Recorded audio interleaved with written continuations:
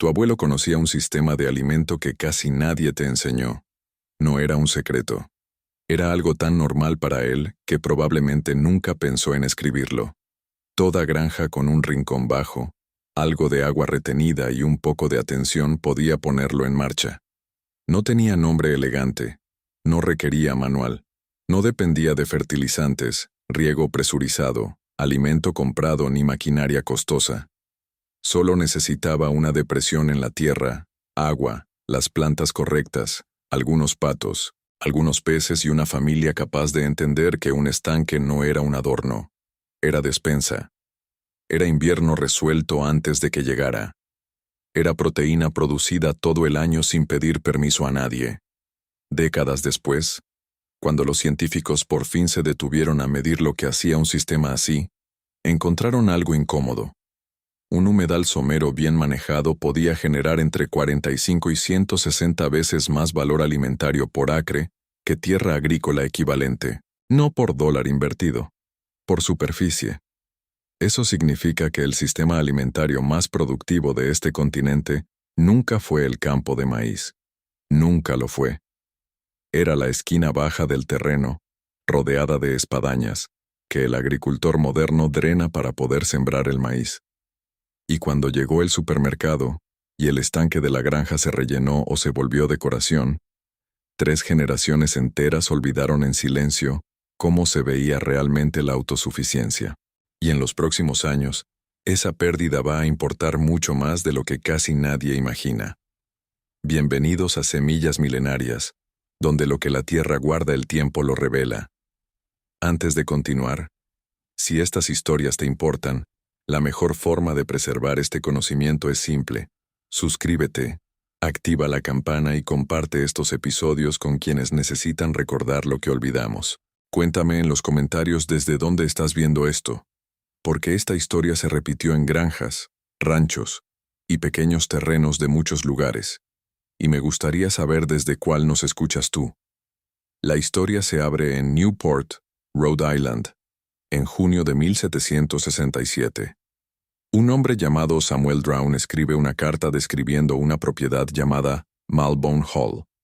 Enumera lo que cualquier finca seria debía tener, del mismo modo que hoy alguien hablaría de una cisterna, una bodega o un granero. Lo escribe sin solemnidad.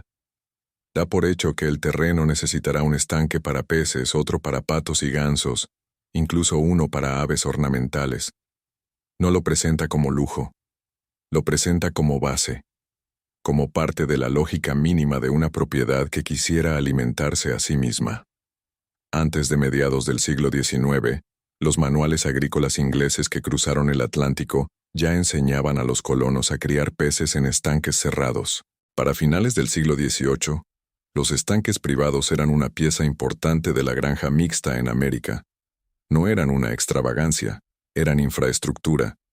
Se cavaban del mismo modo que se abría un pozo o se levantaba un cobertizo, porque el invierno llegaba cada año, porque la tienda más cercana podía estar lejos, porque depender totalmente del exterior era una forma lenta de volverse frágil. Lo que aquellas familias entendían, aunque no usaran palabras como ecología o ciclo de nutrientes, era algo muy simple. El agua bien manejada no solo guarda vida, la organiza, la transforma, la hace circular. Lo que cae desde una planta alimenta a un animal. Lo que deja ese animal alimenta al agua. Lo que vive en el agua alimenta a los peces. Lo que filtra en la orilla mantiene el sistema limpio. Nada se desperdicia del todo. Todo entra en relación. Y las plantas eran los engranes silenciosos de ese motor. La primera gran planta al borde del agua ya la hemos abierto en este canal, pero aquí vuelve, porque sin ella el sistema queda incompleto. La espadaña, Typha latifolia, también llamada Enea o Tule. Ewell Gibbons la llamó alguna vez el supermercado del pantano, y la investigación moderna mostró que esa frase no era una exageración literaria. Estudios universitarios documentaron rendimientos de hasta 140 toneladas de rizomas por acre por año. Cuando esos rizomas se procesan como harina, el almidón obtenido supera al de cultivos mucho más celebrados. Y la espadaña no ofrece una sola cosecha, ofrece varias. En primavera los brotes tiernos, en verano el polen, en otoño e invierno los rizomas cargados de almidón. A lo largo del año, hojas para cobertura, material para tejer, relleno, refugio y aislamiento. Es una planta que no entra fácilmente en la categoría de cultivo, porque hace demasiadas cosas a la vez. Alimenta, protege, filtra, construye. Pero la espadaña no solo da comida a la familia, también mantiene vivo al estanque. Sus raíces absorben exceso de nitrógeno y fósforo del agua. Eso ayuda a sostener el equilibrio del sistema. Un estanque sin vegetación funcional en sus orillas tiende a debilitarse. Uno con espadaña se filtra a sí mismo. La planta es despensa y filtro al mismo tiempo. Y ese es solo el primer nivel. Sobre la superficie, extendiéndose como una alfombra verde que hoy muchos verían como una simple capa sobre el agua, aparece la segunda pieza.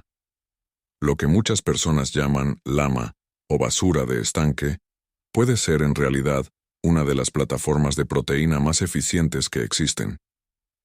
Ya abrimos una historia completa sobre esta familia de plantas, pero aquí regresa porque era parte del sistema.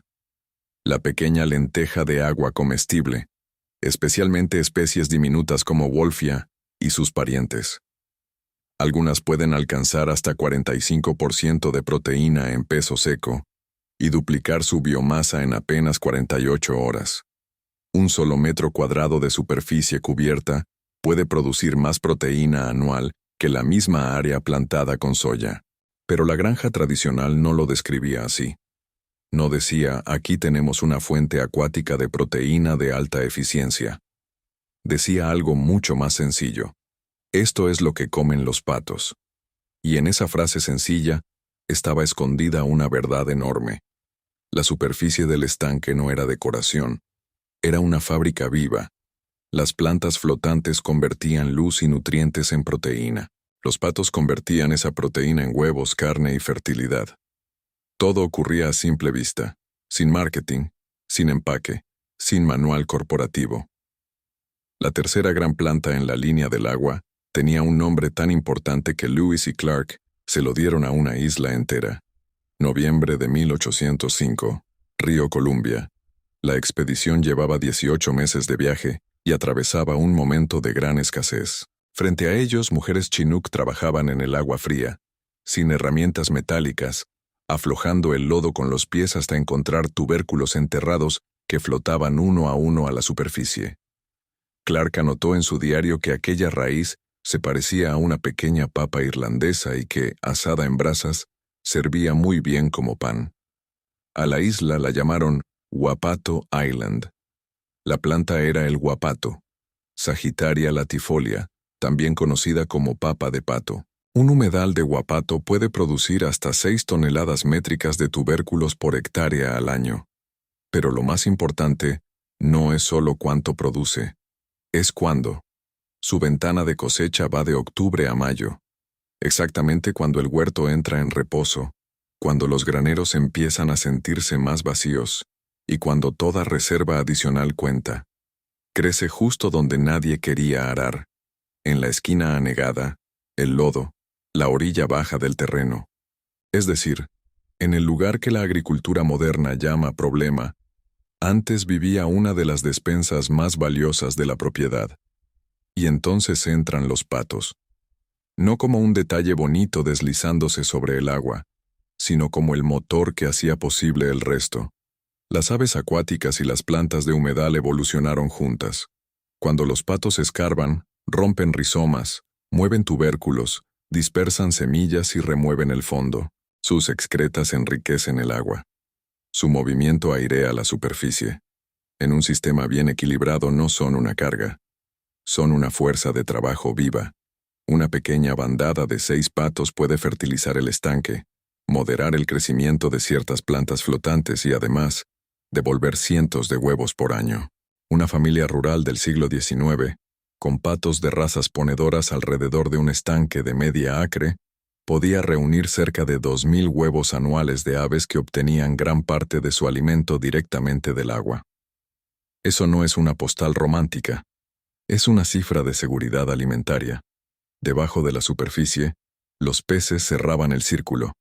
Los estanques de granja en la América rural no dependían de especies raras ni sistemas complejos. Usaban peces que podían prosperar en agua viva, agallas azules, bagres, percas, lobinas. Los patos aportaban nutrientes. Esos nutrientes alimentaban algas, microorganismos y pequeños organismos acuáticos. Eso sostenía a los peces pequeños, que a su vez alimentaban a los mayores.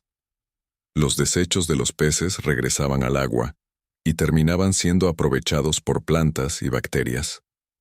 Todo el estanque funcionaba como un circuito de proteína, almidón, fertilidad y renovación. Un estanque bien manejado de media acre podía producir cientos de libras de proteína al año sin una sola bolsa de alimento comprado.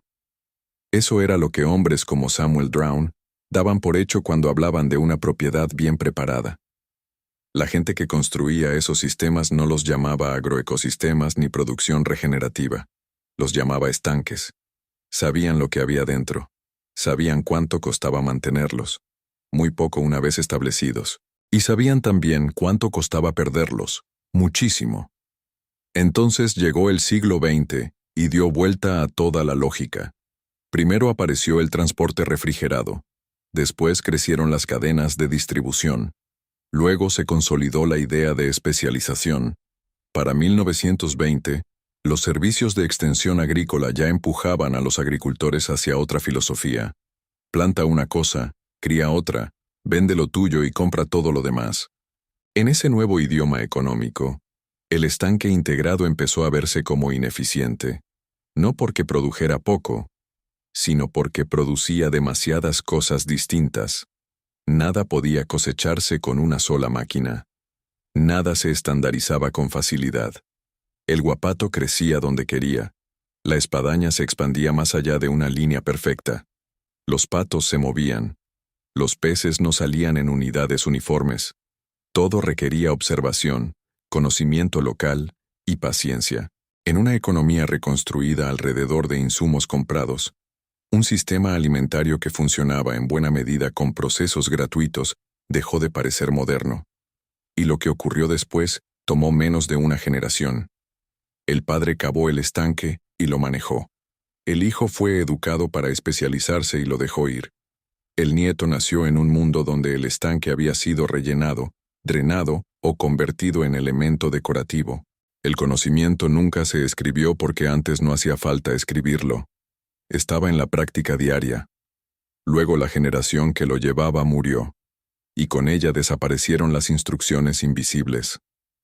Pero aquí está la parte más importante de toda esta historia.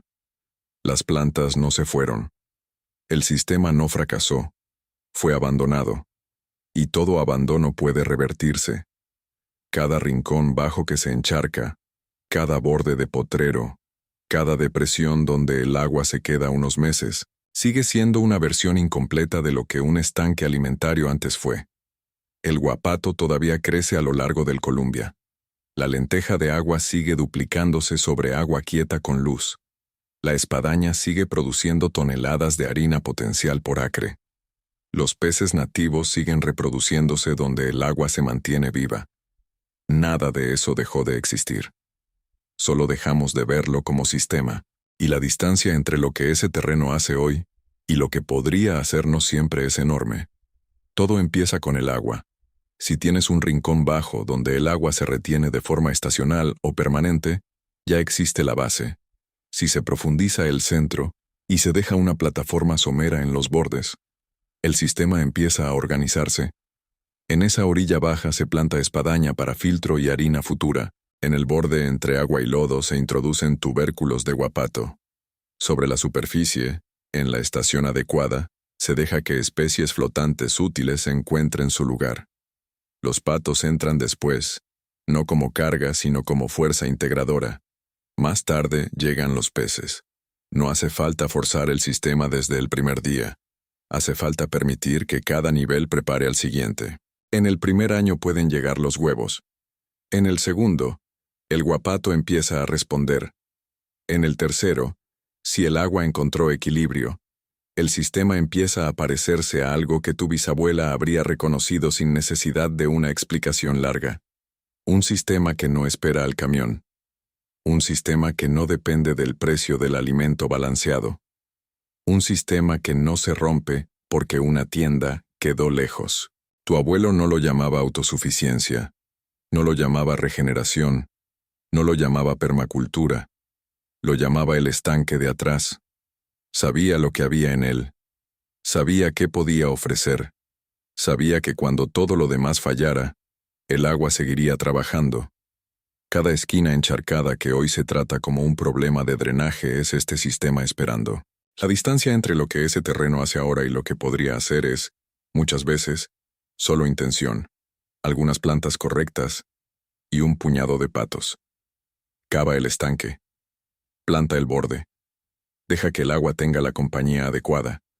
Y mira cómo vuelve a hacer lo que siempre supo hacer. Si Semillas Milenarias despertó algo en ti, me gustaría saberlo. Cuéntame en los comentarios. ¿Te gustaría que desarrolláramos un episodio completo sobre cómo diseñar paso a paso un estanque alimentario pequeño? Suscríbete a Semillas Milenarias, activa la campana para no perderte el próximo episodio, y si esta historia te llegó, compártela con alguien que necesite recordar lo que olvidamos. Cada like, cada compartido, ayuda a preservar este conocimiento.